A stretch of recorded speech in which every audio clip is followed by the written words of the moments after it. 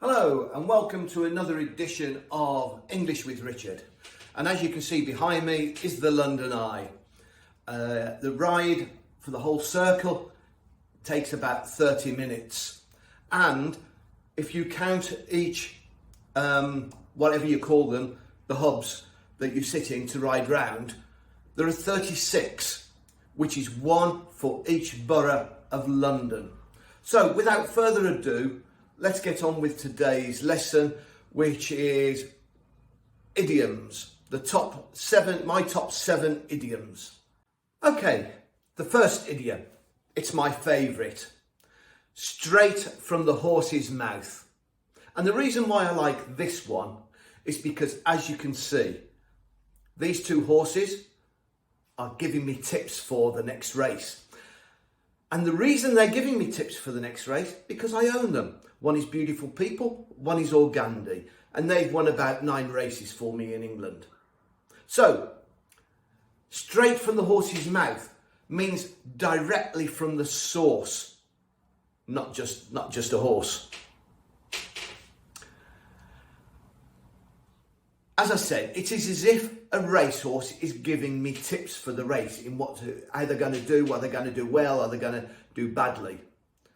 That is because in horse racing, we obviously make a bet or a flutter. We have a flutter on the race. We bet on the race. So, for example, these two, Organdi and Beautiful People, are telling me that they are going to win in the 6th race and the other one's going to win in the 8th race. So, as I said, it means directly from the person involved.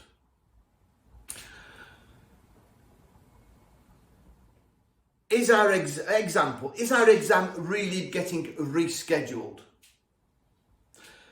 Yes, our lecturer was ahead of me in the lunch line, so I heard it straight from the horse's mouth. I heard it straight from him that our exam is getting rescheduled. Or it could be, I swear, I heard it straight from the horse's mouth. Mum really did say we would have a McDonald's dinner tonight. No. Until I hear it from the horse's mouth, I refuse to believe that Shrek kissed Fiona at the dance. Are you into Shrek movies? I am. So, not until I hear it from the horse's mouth. For obvious reasons, this next idiom is also a favourite of mine. It takes 2 to tango. And as you can see, that bald, fat, ugly guy in the picture is me. So, as I said, I love this idiom, mainly because I used to compete in ballroom and Latin American dancing. And the idiom gained popularity when it originated soon after the Latin American tango became a popular dance around the 1920s. You've also got a different dance called the Argentine tango, but that's got nothing to do with the idiom. About 1952, it gained even more popularity when the singer Pearl Bailey sang it. And the phrase was repeated by President Ronald Reagan in 1982 concerning the future of the Soviet-American relationships after the death of Leonid Brezhnev. So in a nutshell, it means 2 parties involved in a certain action or situation, especially a wrong that has been committed. And usually both parties are responsible in some way, as opposed to it being solely the fault or responsibility of one person alone. Examples. We won't be able to get this deal underway unless you are willing to compromise. After all, it does take 2 to tango.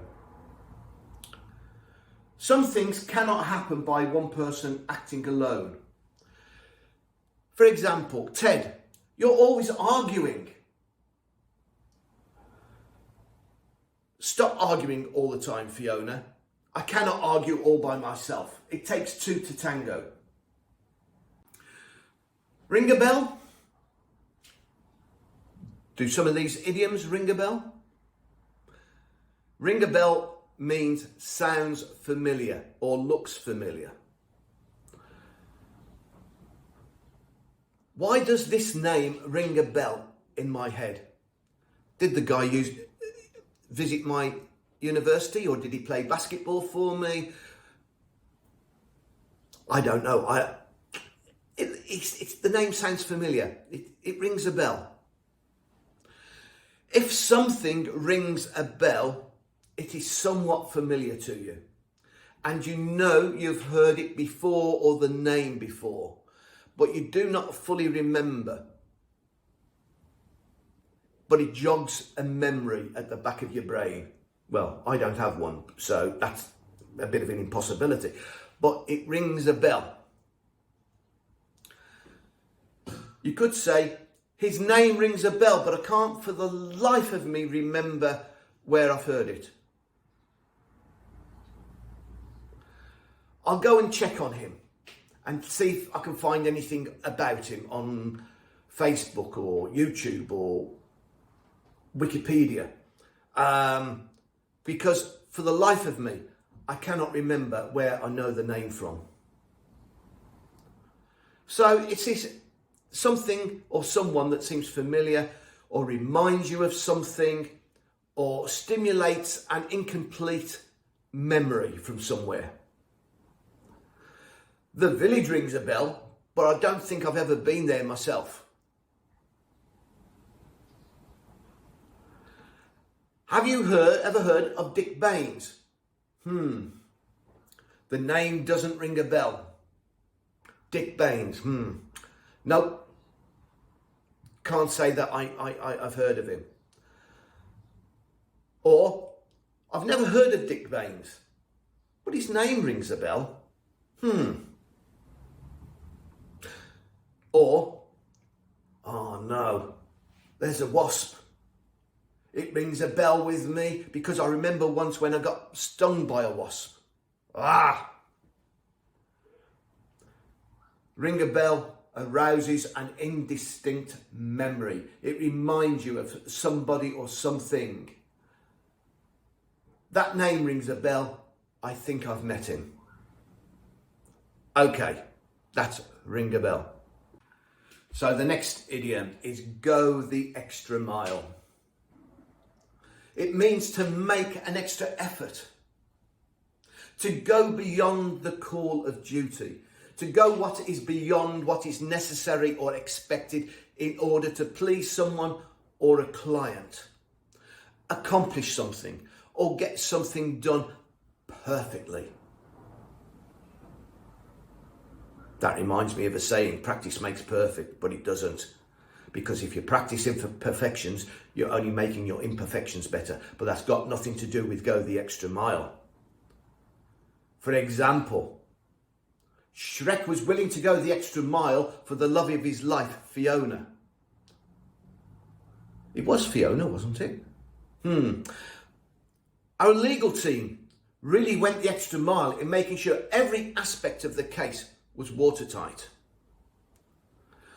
Fiona always goes the extra mile to make Shrek's birthday special. I like doing business with that company because they always go the extra mile. They wrap it up, they put a bow around it. Those chocolates are always wrapped up. I will always go to that company. My teacher always goes that extra mile to help us. He's once been known to the hour class lasted 4 hours. Oh my word. Who would do a thing like that? As a basketball coach, I always wanted my players to go that extra mile, to train harder, to tuck their shirts in, because if you look smart, you play smart. I wanted them to prepare for the game. I wanted them to go that extra mile in order to win. Well, it's the evening and this is going to be the last idiom before I go to bed. You don't really need to know that, but it's one of my favourite, they're all my favourites today. Snug as a bug in a rug. This idiom is snug as a bug in a rug. So if someone is as snug as a bug in a rug, they're very warm and comfortable, usually in bed.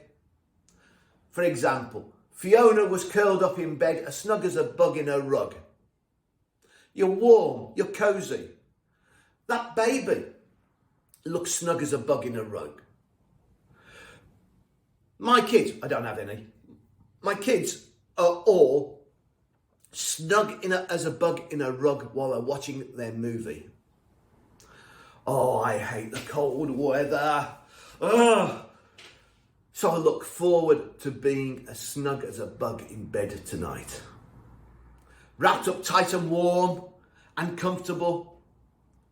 The bedroom in my Aunt Dot's farmhouse was always cold. But as a little kid, as she wrapped me up in 4 or 5 quilts and put a nightcap on my head, I was snug as a bug in a rug, ready to go to sleep. Dick, are you warm enough? Agnes, yes, I'm as snug as a bug in a rug. So it's very cosy and comfortable.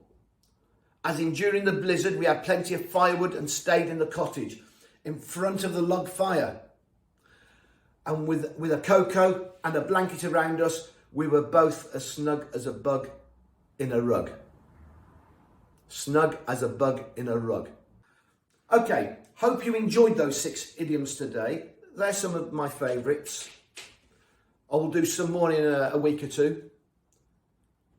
If you enjoyed them, please like, and you know what I'm going to say next. If you're not subscribing, please subscribe if this is your first time on my lesson, and also hit the bell. Ding!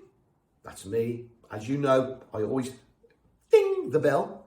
So I look forward to see you all next time on the next edition of English with Richard, and have a great week.